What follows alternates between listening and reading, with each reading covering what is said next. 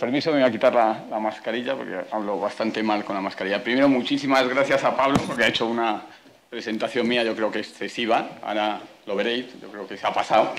Y luego también muchísimas gracias a Maripaz porque lo que ha ido contando pues me hace cambiar hasta la presentación que tenía prevista y pone ya en cuestión la participación de los no profesionales en la generación de conocimiento, que eso es ciencia, en micología.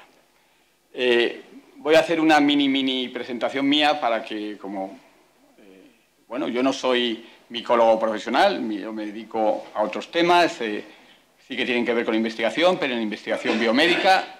Soy ingeniero de montes, pero estoy en investigación biomédica y estoy llevando o coordinando proyectos europeos de investigación, pero el tema de micología, comenzó, a mí me empezó a gustar porque enfrente de mi casa pues hay un parque como de 100 hectáreas muy natural, con encinas y con pinos, y a mí me gusta mucho la fotografía, empecé a fotografiar setas y digo, bueno, y voy a ponerle un nombre a estas setas, ¿no? Y entonces me metí en un mundo que no era yo consciente de dónde me estaba metiendo, porque poner un nombre bien a una seta cuesta Dios y ayuda, si no son las setas absolutamente conocidas o fácilmente reconocibles. Y, bueno, pues la verdad es que soy muy curioso, empecé a comprarme libros, me hice de la Sociedad Micológica Madrileña, todo lo que pude y más. Internet realmente ayuda un montón y hay un montón de facilidad para tener documentación científica, para ir generando conocimiento. Bueno, también por otra parte, pues manejo microscopio, bueno, pues todo eso junto me fue llevando a ir poniéndole nombres a las setas que tenía enfrente de mi casa. Y eso, bueno, pues en algún momento, ya yéndome un poco por la sierra, pues encontré alguna un poco más rara y he hecho alguna publicación científica en el boletín de la Sociedad Micológica Madrileña. Porque, como bien ha dicho Maripaz, las sociedades micológicas son las que agrupan a los aficionados avanzados, que es lo que yo diría que se podría definir como ciencia ciudadana. Ciencia ciudadana es una traducción clara del inglés Citizen Science, que en España no se utilizaba. Y realmente yo di una presentación en la Sociedad Madrileña de Micología y cuando les dije lo de ciencia ciudadana, bueno, estaban todos diciendo, ¿de qué estás hablando? ¿De qué me cuentas a mí? Cuando realmente tenía allí, y ahora pondré ejemplos. They looked at me as if I was mad when I used the term first time. I wanted to present notable examples. We're talking about advanced amateurs, basically.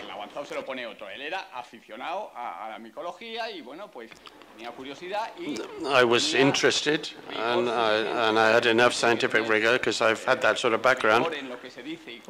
You need to be rigorous about what you do and what you say to publish, that we will see have been very numerous by all these advanced amateurs from these societies. I've used a definition, a general definition, not just for mycology, but for any activity in which the citizens actively contribute, even on a very modest basis, and I'll give you some incredible examples, some world specialists in a particular area who are amateurs. If there's a field where there are so many important examples of generation of science by non-professionals or unpaid people, it's the field of mycology. I call them macro fungi, what everybody else calls mushrooms, but the mycological societies are focusing really on macro fungi. So, a very small participation, but that contribute examples, samples, collecting them rigorously, noting down where they were picked, not just picking mushrooms for the sake of it, no. with a researcher's mentality, that it can be of use to get for improved knowledge of species, of the mushrooms in that area. That implies a certain level of knowledge. Someone who has a pretty good idea of what they're doing in that sense, even for professionals it's difficult to identify species, but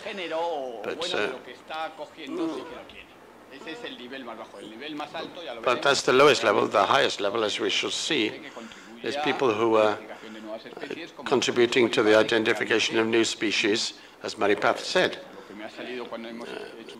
as which when we made quite a serious study in Spain, half of the new species discovered are generated by amateur researchers, and the other half by professionals.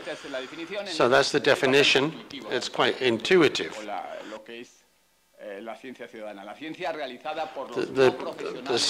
The science carried out by non-professionals in science is very valuable. People who don't live off it, who don't earn their living by doing that.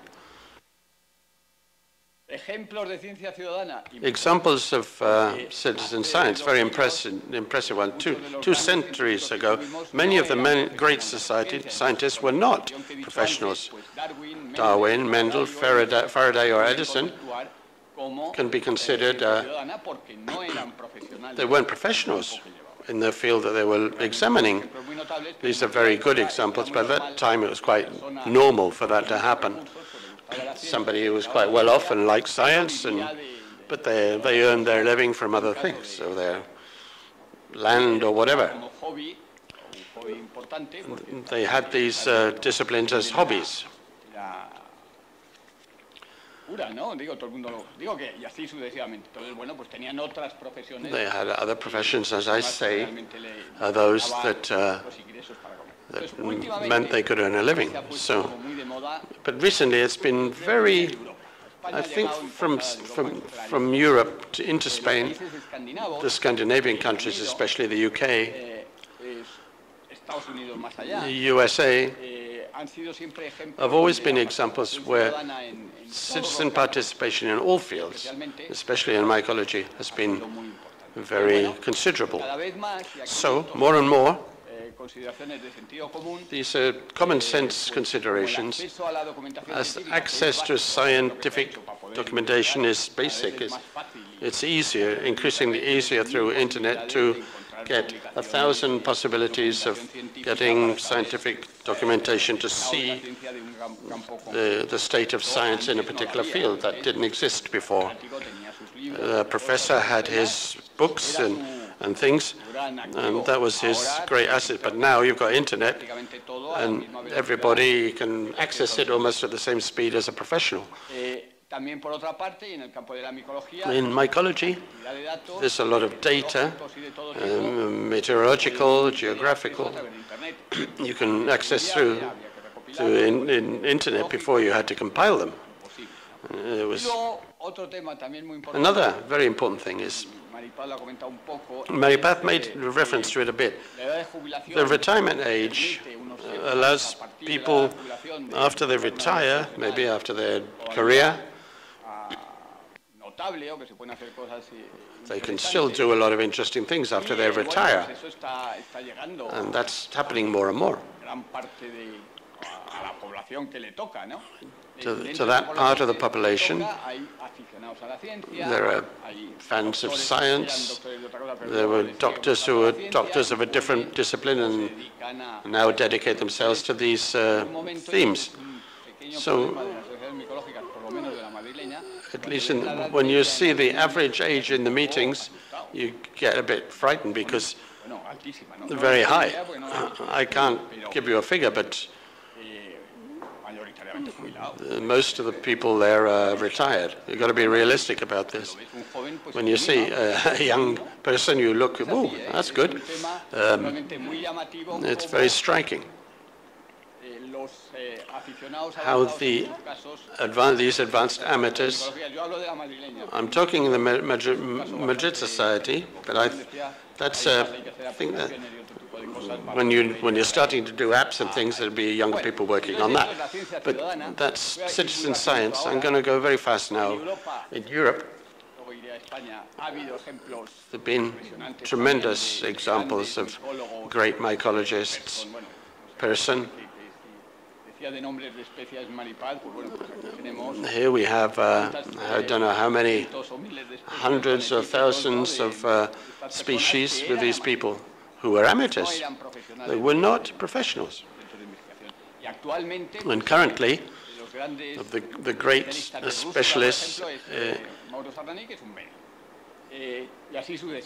Brusula, for example, is a doctor. Rusula, Germany, 2 examples. They publish in journals, but they're not professionals. But Aronson, he knows so much about Mycena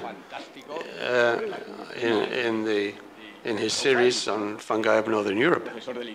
He's a literature professor. Spain? In the past, we had mostly from Catalonia. There's great interest in Catalonia in mushrooms, but also in the Basque Country and Madrid. One who's Gelpi died, Celestino Gelpi died recently. He's done so many identifications or studies of mushrooms in Extremadura with very high level. He's published books too. And he worked in the nuclear plant at Almaraz.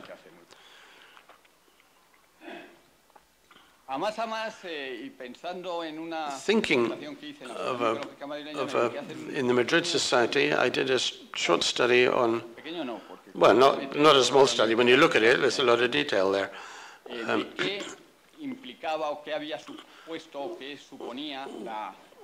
What did the participation of advanced amateurs represent? Amateur sounds a bit pejorative, but people who are not professionals, basically, don't earn their living from this. In getting to know macro fungi, there's some compilations of a professor of pharmacy from the Complutense University, Ana Rosa Burgat. She revised it recently in 2018, a load of publications. You can see there the breakdown. When you look through databases and you start to see the journals, and you see the authors.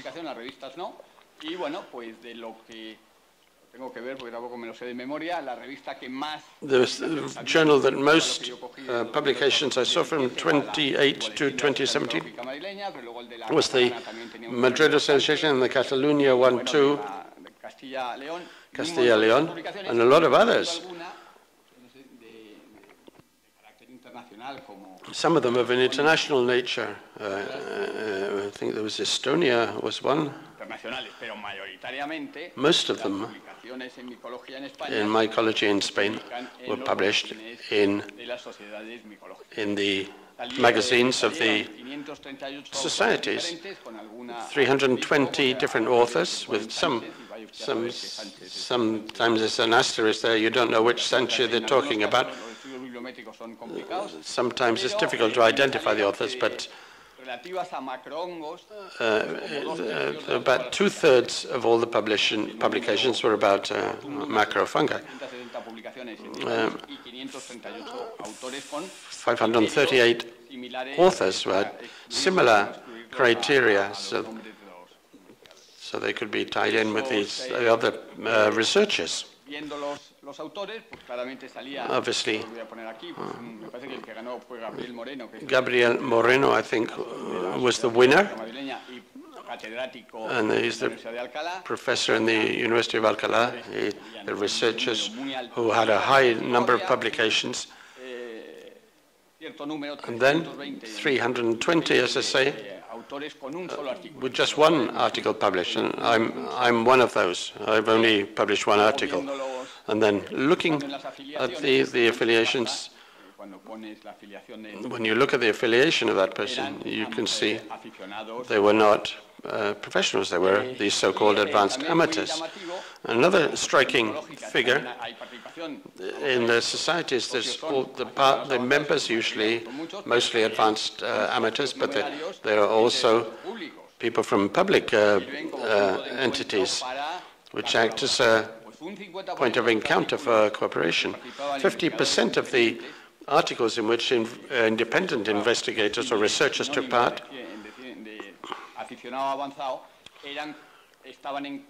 were also co-authors with researchers from universities and public bodies.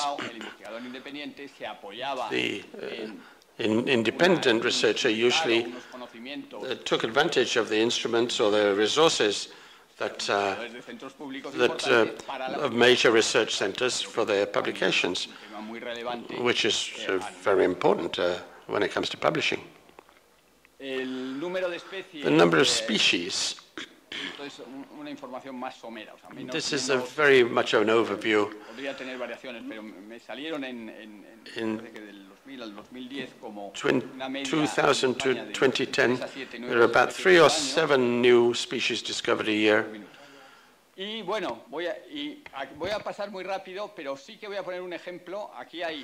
are some books that have been written by advanced professionals. Some are monographs, others more generic about areas. The vet from Aranda, who's published 2 monographs, one on Agaricus. There are all the good publications are there from molecular biology, which is obviously, we have a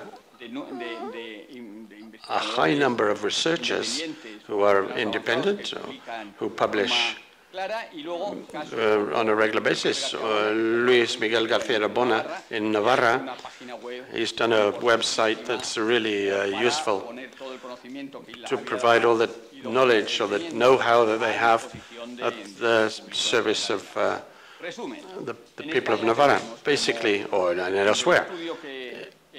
In the study that has its limitations, but it's useful to give you a clear idea.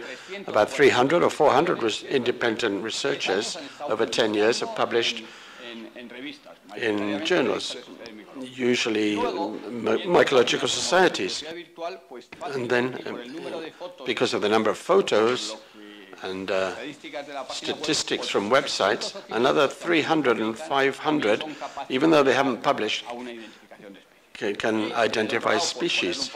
And then to put a perspective on it, about 150 professional researchers in universities and research centers, maybe 1,000 very advanced amateurs or fairly advanced can provide their knowledge, and about 150 professionals. So the conclusion that I draw from this, and I believe firmly in this, is that the role of these advanced amateurs is very important.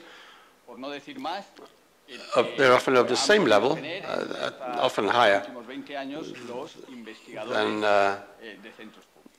public center researchers. But I'll go to the question. Is this sufficiently well known? I get the feeling that no, it isn't. Not at all. Neither by the public administration nor by society in general. Why? A lot of reasons that maybe we could look at it in the Q&A. Supposing that the public administrations, mayors or regional administrations consider it's important for the generation of knowledge, that's what we're talking about science, how could the programs be designed? An advanced amateur is not going to get paid for what they're doing. So how can we support these initiatives?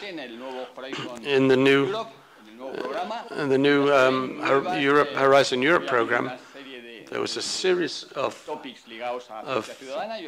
topics related to citizen science. They've changed the focus very much in terms of support through large-scale projects. And these will be the ones that will finance 150 particular initiatives to foster or to maintain activities in the field. It's material for another talk, but how can we have these programs to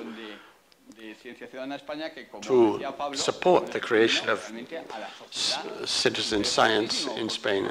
It's of interest to society because it doesn't cost any money. Look at these publications, the same as the public centers. It's quite logical and reasonable that are done by professionals who get paid for doing it, and others, which also generates knowledge about the new species, that's generated with a zero cost for society. So that's very striking. And a lot of people don't know about this because this is not spoken about very much.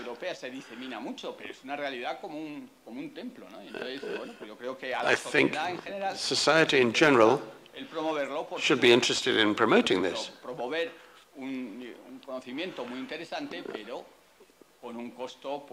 But at a very, very low cost, or sometimes zero. Thank you very much to everybody.